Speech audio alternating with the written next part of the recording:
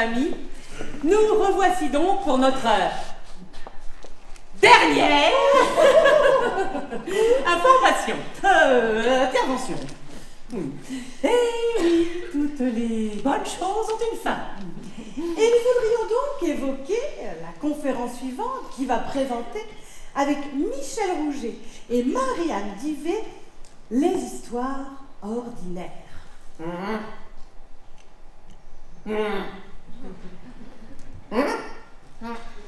Mais quelque chose ne va pas? Mais écoutez, je vous l'avoue, ma chère, quand j'ai vu ce titre, Histoire ordinaire, Oui. bah, elle ne m'a pas tellement emballé. Ah bon? Mais oui! Je me suis même demandé si ce thème valait une conférence. Oh. Ah oui! Oh. Eh bien oui, mais de quoi allions-nous parler, si ce n'est d'événements du quotidien, hein? Comme celle de Céline Dion et de Ah, son René qui n'est plus. Ou encore les exploits tels que marcher sur la lune. Ou encore les guerres, ah, les intempéries, les massacres. mais oui, toutes ces histoires extraordinaires qui arrivent tous les jours. Oui. Regardez la télévision. L'histoire ordinaire est un oxymore. Hein? Oui, c'est comme un silence assourdissant. Histoire ordinaire veut également dire son contraire. Histoires extraordinaires, voyez? Oui. Et parce que finalement, chacun d'entre nous, hommes et femmes, est singulier. Ah oui, Et évidemment. ne ressemble à aucun d'autre. Ah bah non. Ah oui. D'où l'histoire extraordinaire. Bien entendu, chacun de nous est extraordinaire.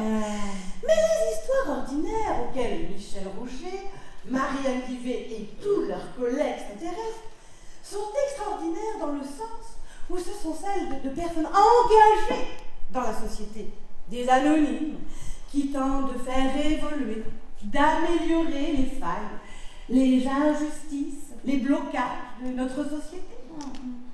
Notre société quelque peu perdue, socialement, politiquement. Voilà. Et nos amis qui vont nous les présenter tout de suite veulent les faire connaître et les mettre en valeur.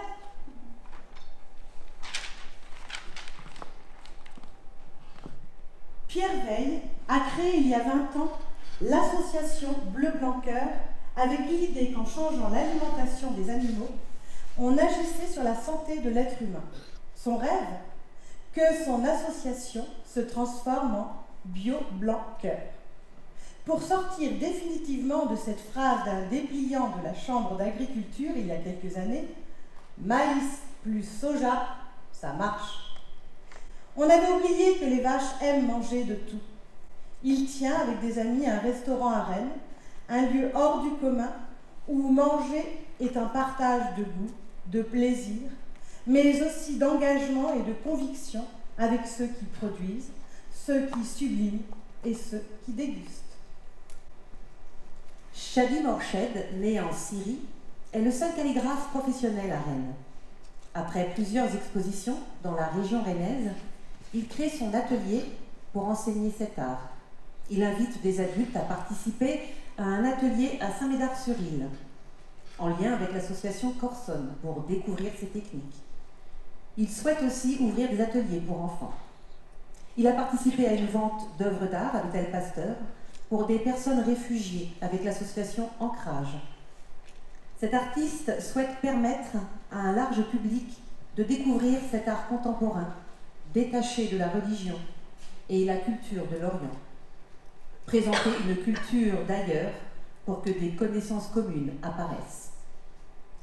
Faire sortir de la précarité et de la solitude des femmes à qui la vie n'a pas toujours souri, c'est l'obsession de ces militantes qui, au sein de l'équipe de Saint-Vincent de Redon, ont décidé d'agir. Janine Gauthier, âgée de 89 ans, est l'une d'entre elles.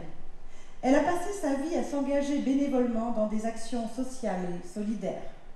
J'étais effondrée de voir la vie de ces jeunes femmes rejetées par leurs conjoints et de voir leur détresse. Je ne pouvais rester sans rien faire. Accueillir ces femmes dans une petite maison mise à disposition par la ville de Redon est une première action en 1990. Et vous savez que nos amis ont recueilli plus de 400 histoires de ce type. Ah mais quand même! Ah ben oui, quand même, oui. Ah mais écoutez, chapeau bas à tous ces collecteurs d'histoires! Et puis surtout, ces engagements individuels vont bien au-delà de la personne elle-même.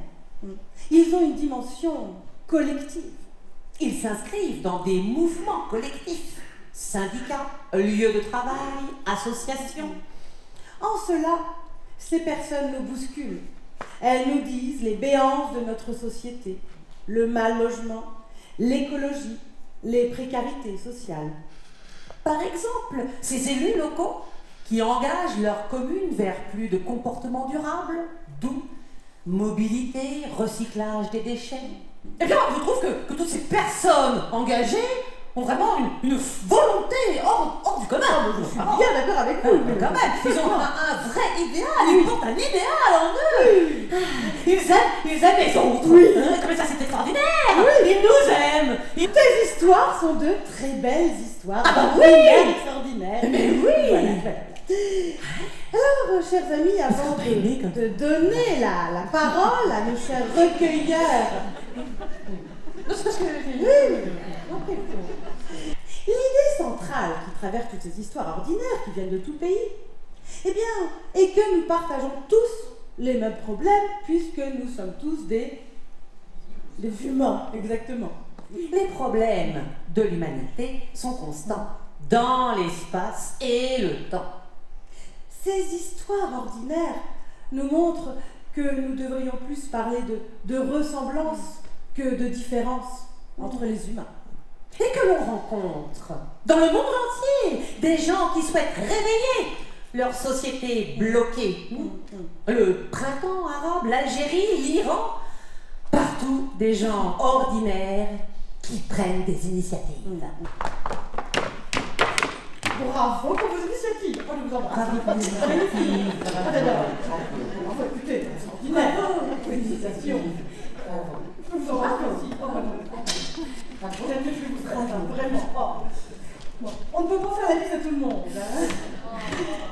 Ah, je comprends.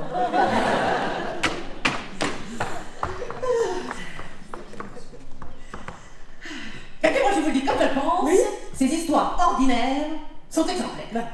Et elles méritent d'être connues de tous.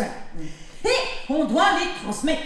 Leur existence, on doit la transmettre. Eh bien, c'est justement ce que font faire nos amis tout de suite dans quelques instants. Mais c'est ce qu'ils vont faire, Oui, mais alors, dites-moi pourquoi. C'est ce qu'ils font déjà, peut-être. Et dites-moi pourquoi alors ces initiatives restent confidentielles. Pourquoi elles ne sont pas connues du grand public? Mais je ne sais pas. Toutes ces personnes font le maximum.